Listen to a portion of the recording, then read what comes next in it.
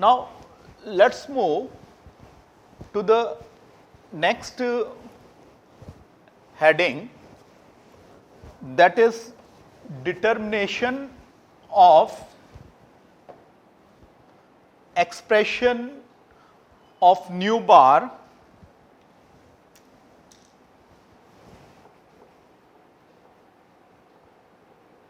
determination of expression of nu bar for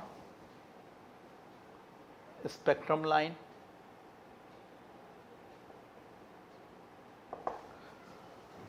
wave number है ना, number of waves in unit distance. तो of course ये जो है न्यू बार 1/λ है, इसका हमें एक्सप्रेशन जो है वो निकालना है। तो हम इसमें ये मान रहे हैं कि जैसे कोई हायर ऑर्बिट है E2, 2 से मतलब फाइनल, और 1 से मतलब कोई 1 ऑर्बिट नंबर से नहीं है, इनिशियल है ना, मतलब इससे ये मतलब है ये कोई हायर वाला है और ये कोई लोअर वाला है।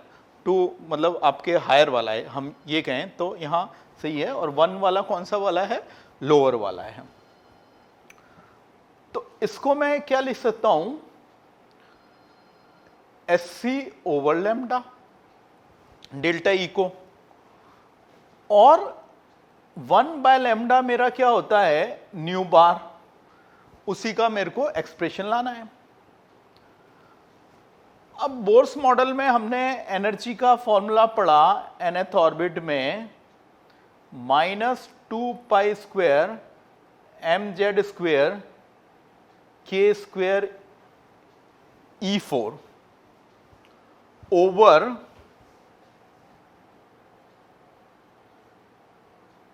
n² h²।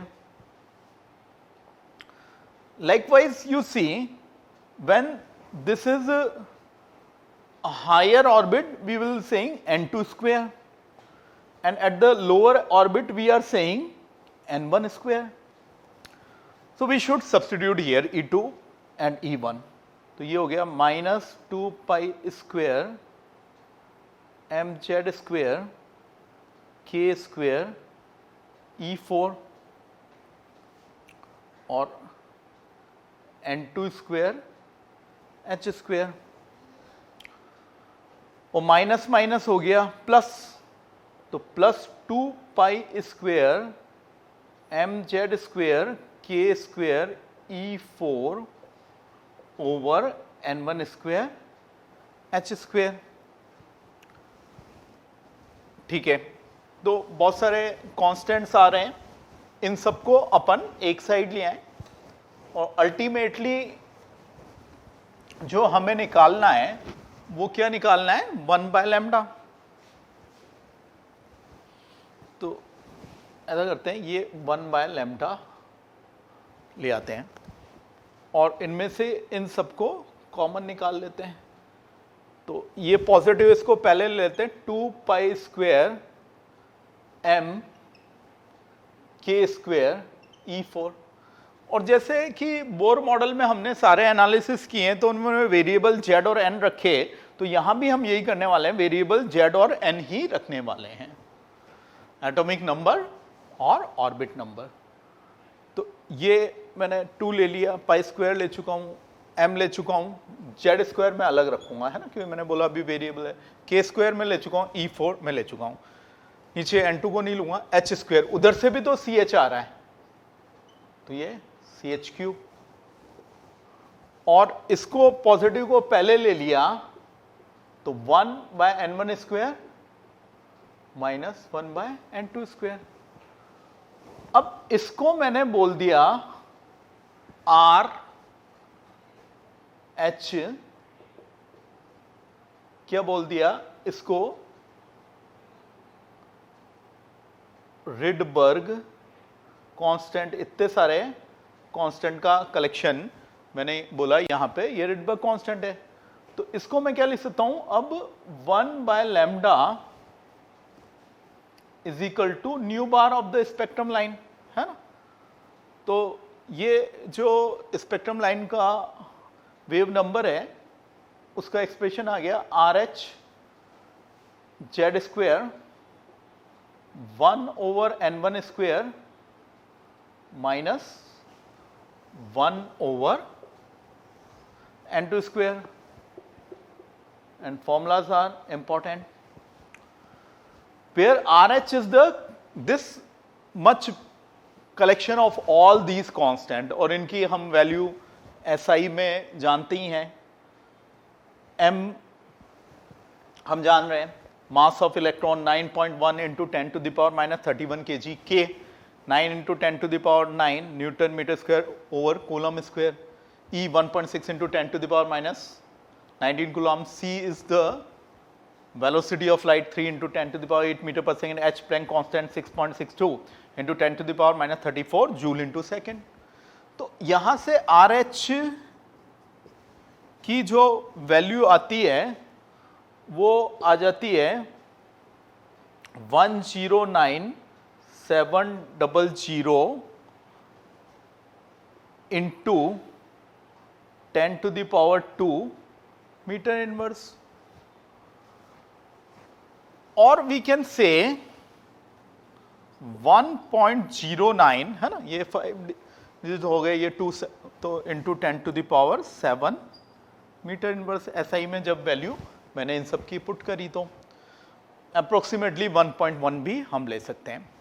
तो let's do the unit analysis of the above formula. इसको रिडबर्ग इक्वेशन भी हम बोलते हैं, जैसा कि इस कांस्टेंट को रिडबर्ग कांस्टेंट बोलते हैं तो इस इक्वेशन को रिडबर्ग इक्वेशन भी बोल दिया जाता है। तो LHS में यूनिट क्या है, length inverse, like we can say metre inverse. अब RHS में भी फॉर्मूला हम अप्लाई करेंगे, इक्वलिटी के लिए अप्लाई करेंगे, तो यही आना चाहिए मीटर इनवर्स। देखते हैं, Z तो एटॉमिक नंबर है, N1 is some lower orbit and N2 is some higher orbit। अच्छा ठीक है, डाउन टू अप है, अप टू डाउन है, मैग्नीट्यूड वाइज तो डेल्टा ही वही आना है। तो RHS में भी जो है वो इसका वैल्यू क्या आ गया, हमारे मीटर इनवर्स ही यहां पे आ रहा है, क्योंकि ये यूनिटलेस है, ये भी यूनिटलेस है और ये भी हमारे यूनिटलेस है।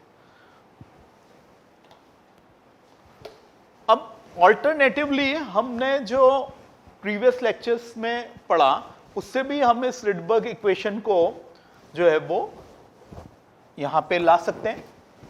कैसे, देखिए समझिए।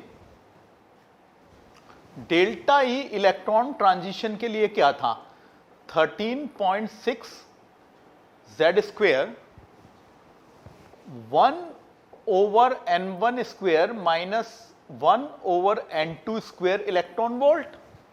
तो मैंने क्या किया, इसकी जगह तो रख दिया SCO लैम्डा, और 1/λ is equal to nu bar rearrange किया, तो 13.6 ये इलेक्ट्रॉन वोल्ट और ये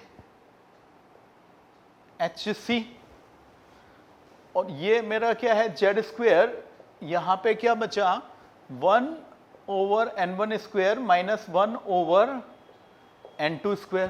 तो इस पूरे को मैंने लिख दिया RH रिडबर्ग कांस्टेंट।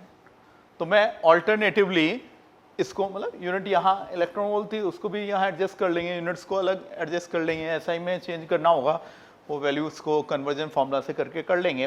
तो ये इक्वेशन मेरी यहाँ पे भी जो है वो फाइंड हो गई। Now we want to see some mathematical applications of this Rydberg's equation. तो फॉर्मूला क्या है, न्यू बार जो है वो अपना फॉर्मूला है is equal to 1/λ is equal to RH Z square 1 upon n1 square minus 1 upon n2 square.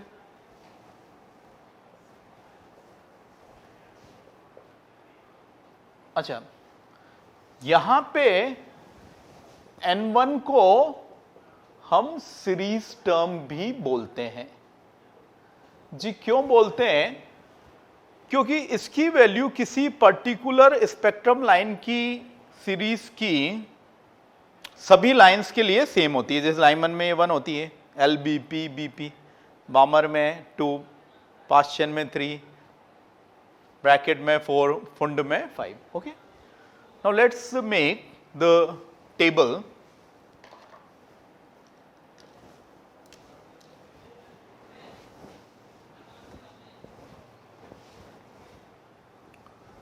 तो यहां पे serial number, then we write the series.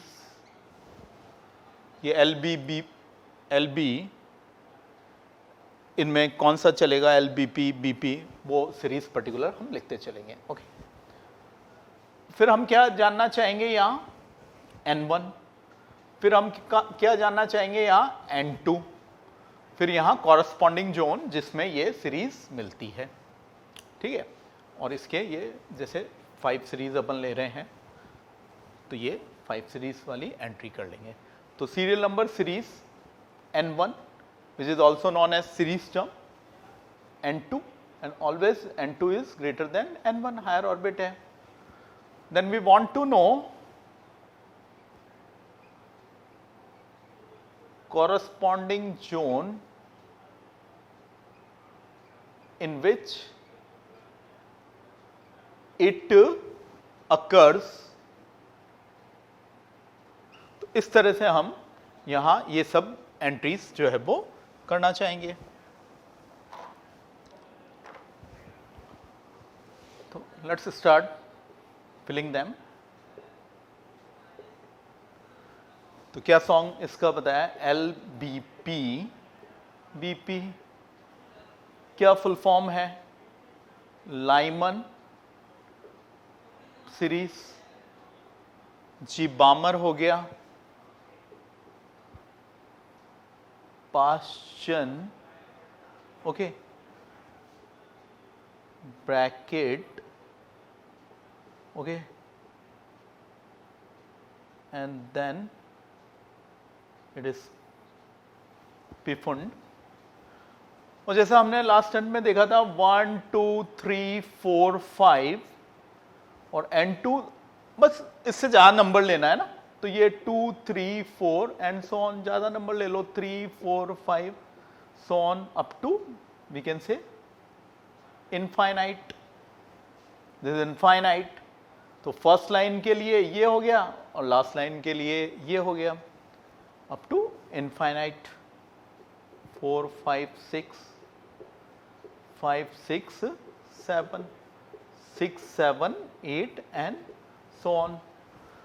ये जो मिलती है ये मिलती है अल्ट्रावायलेट में।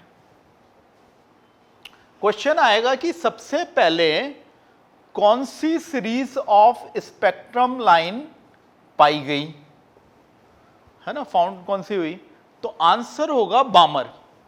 और उसका रीजन क्या होगा, क्योंकि ये किस जोन में मिली, विजिबल में। तो हाई पावर माइक्रोस्कोप वगैरह उनकी जरूरत नहीं पड़ी, डायरेक्ट नेकेड आई से भी देखी गई।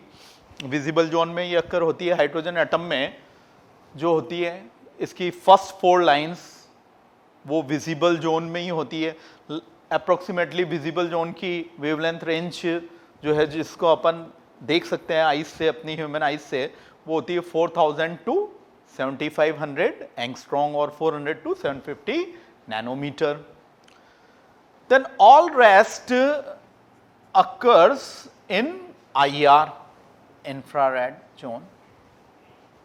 So this is an important table.